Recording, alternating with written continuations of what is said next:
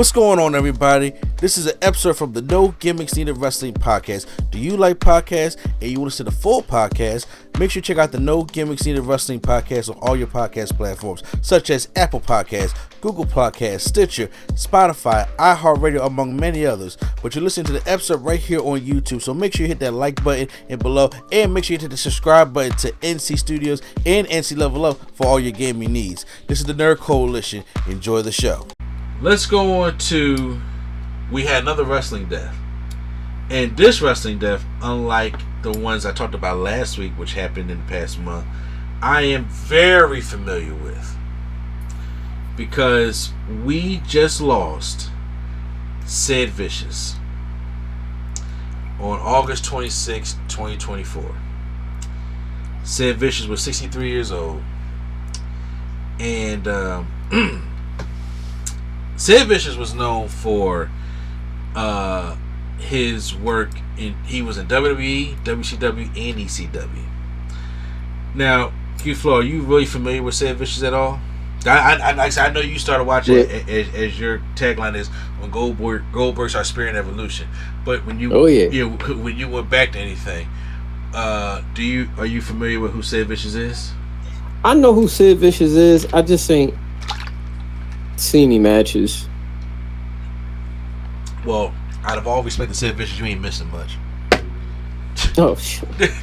Okay, so listen, I want to tell you. Let me get this out of the way now. First off, I love Sid Vicious for the character because he was Psycho Sid, and he had that psychotic music when he came out. That he used to do the fist bump, and his hair be like that ramen noodles looking hair.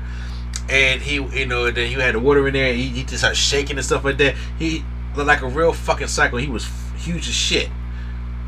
Okay, he was like 6'9". He was huge as shit. The thing said that, and he had a great look to him, but he wasn't the greatest worker in the ring. Not at all. Sid Vicious was actually downright dangerous. Oh, in some cases, like Bret. Look, before Bret Hart was getting Goldberg out of here, which we know Q4 don't like that shit. Bret Hart was getting Sid Vicious out of here. Bret Hart should have. What did Sid Vicious tell him a kick was coming and he ain't decide to duck still? No, Sid Vicious, would like sometimes he would powerbomb guys and not get a full rotation on him and drop him on the head.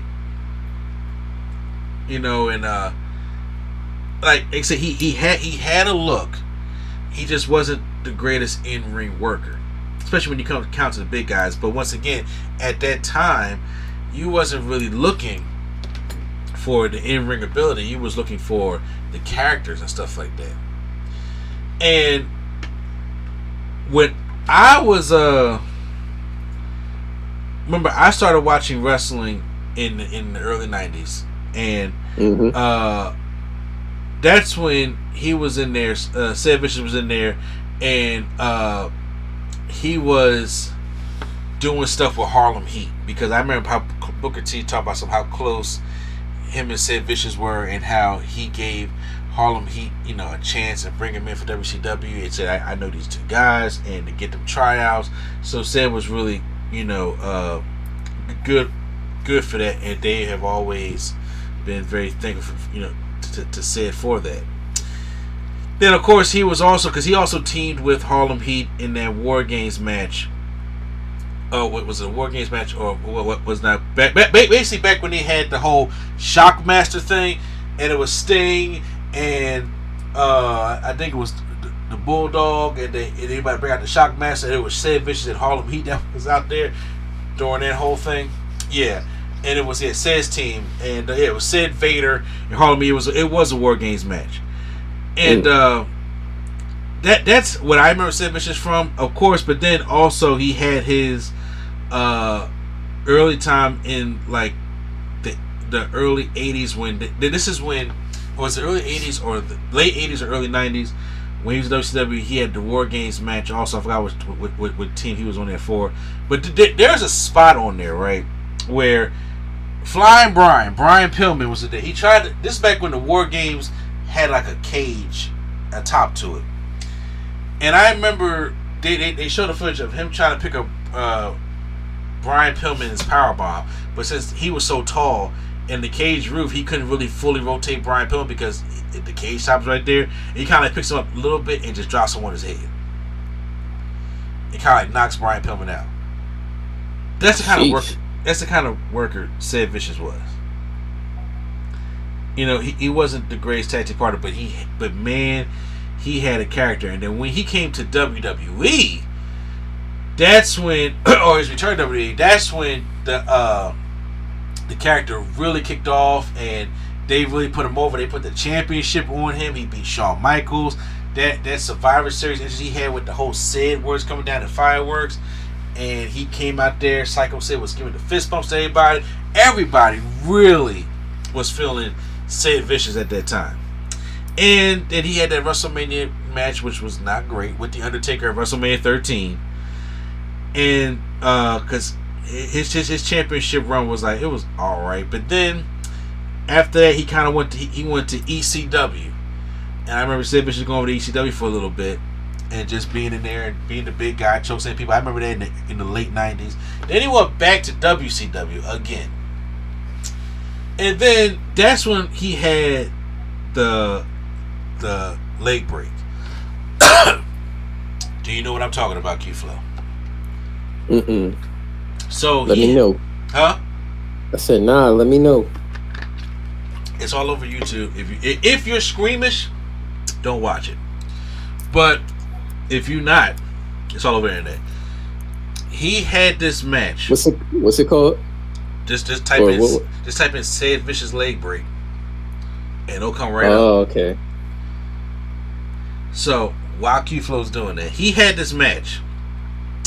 I believe this was with Jeff Jarrett. This was like in 2000, I believe it was. And God! He just saw it. Oh! Yeah.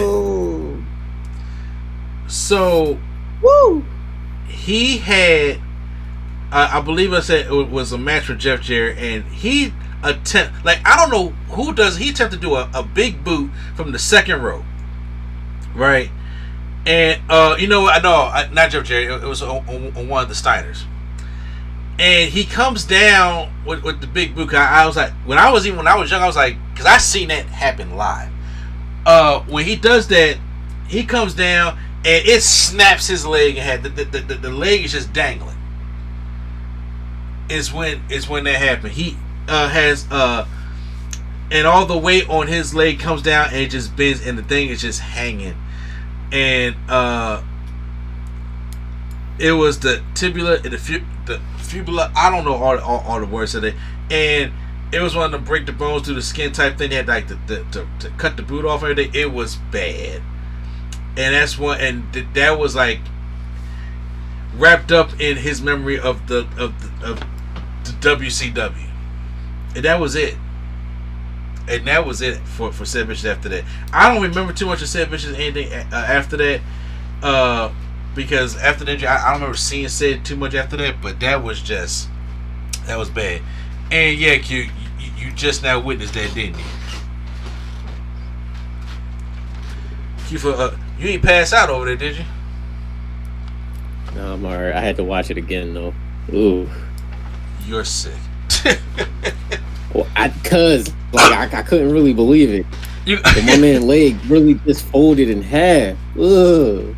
Yeah, they just fold. Yeah, that and that's the sad thing, because when people, like the young people who see the memes or people think about the late WCW days, that's what they associate Sid Vicious with, and I'm just like, it was so much more to Sid Vicious than just that leg break. I mean, Sid Vicious had some crazy encounters in his career and stuff like that in his career. 'Cause I think there was make sure I get this right.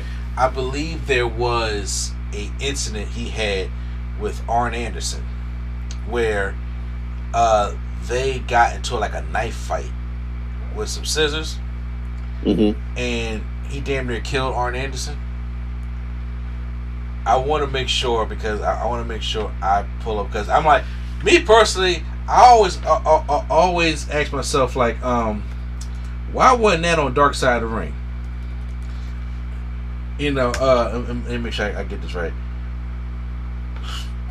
Arn Anderson. Yeah, it was in WCW when this happened. Yeah, okay. I'll put by the Pro Story because they had a one fateful night in Blackburn, England on October 27, 1983. Sid Vicious and Arn Anderson got into a heated argument at their hotel bar on the first night of the European tour. It started out innocent enough with a few guys from WCW sharing some beers. After a long journey on the road, the comrades wouldn't last long, as it soon led to one of the most brutal fights ever to occur on the road, and it had to do with a pair of some scissors. And Sid Vicious and Arn Anderson brought over a Ric Flair remark. I don't remember they was about to kill each other over Ric Flair. Over a Ric. Words were exchanged. Sid Vicious and Arn Anderson and a few beers were thrown after Anderson overheard Sid insulting his friend Ric Flair. So they decided to go back. Sid decided to go back to the room and settle the argument. Where this is when he allegedly hit Anderson over the head with the hotel chair leg, and Arn Anderson answered the door. And then the fight ended up spilling into the hallway, where a vicious, bloody assault ensued involving a pair of scissors, and they was basically like stabbing each other.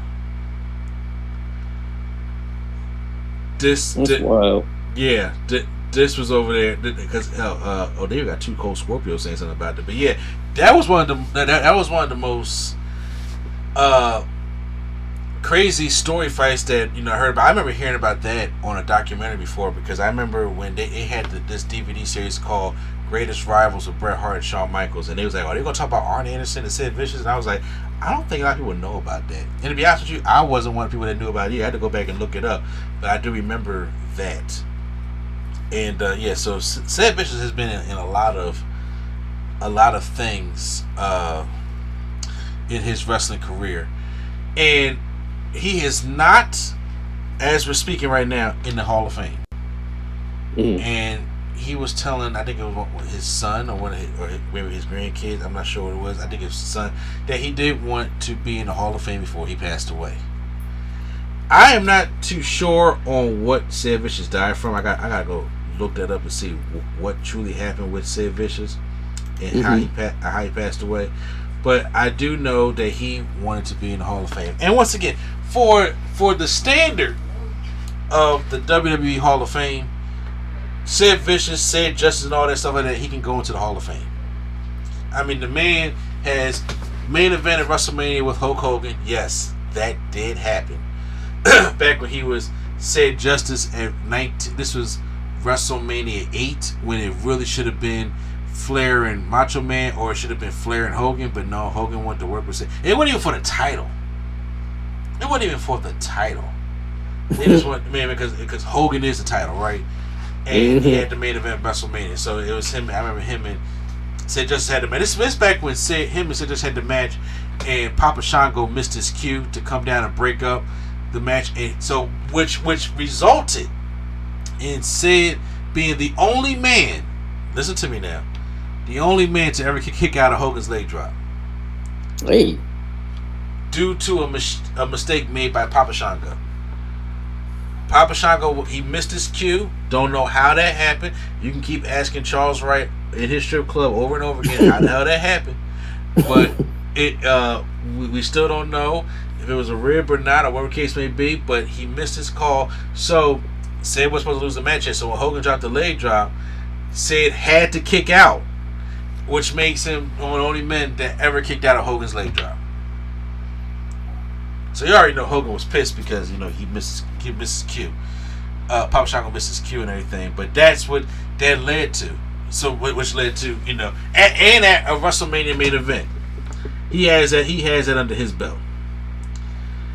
Oh wow. Yeah. So yeah. Well, I mean, shit.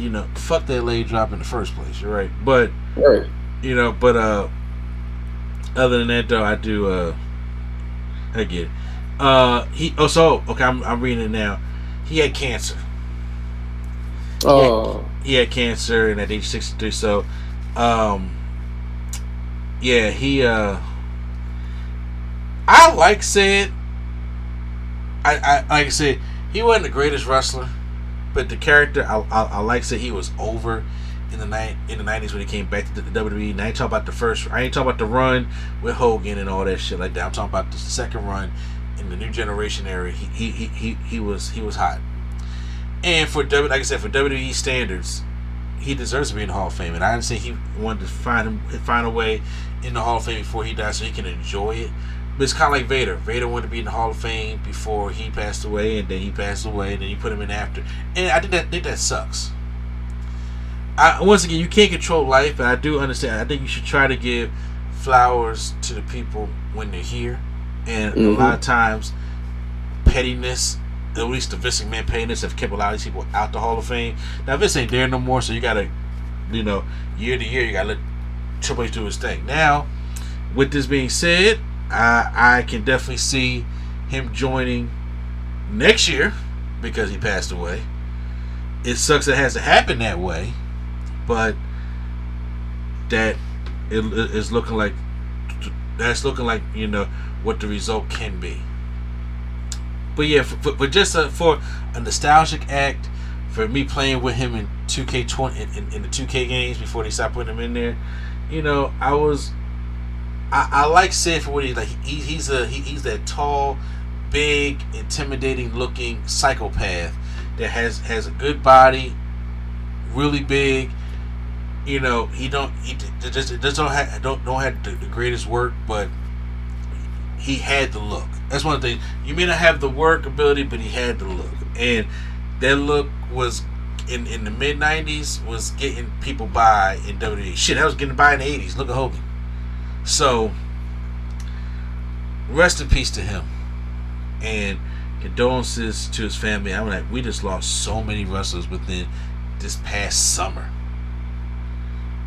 And it's just like it's been a lot, bro. It's been a lot. So, yeah, I got to give an honor to Sid, man, because that at that one point that man was over.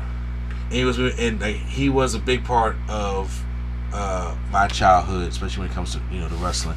And like I said, seeing that leg snap on live TV, I was like, "Who?" I think I remember jumping up and screaming when that happened, because I was 10, 11 years old maybe when that happened. Yeah, I wasn't ready for no shit like that. No. You know what I'm saying? This is before KillSomeTime.com, okay? And I just showing my age right there when I bought that website up, because that was before YouTube. But yeah, when you get to see all the squeamish things, because I don't be that kind of guy to be watching the squeamish stuff. I don't watching like the skateboard accidents and nothing like that. I don't do none of that. Y'all got that. I don't mind seeing blood, but seeing limbs and shit bent back and stuff like that, or seeing curb stomps, no, thank you. That's not for me. That's not my form of entertainment. But rest in peace, Said Justice, Said Vicious, Psycho Sid. All the names above. He will be missed in wrestling.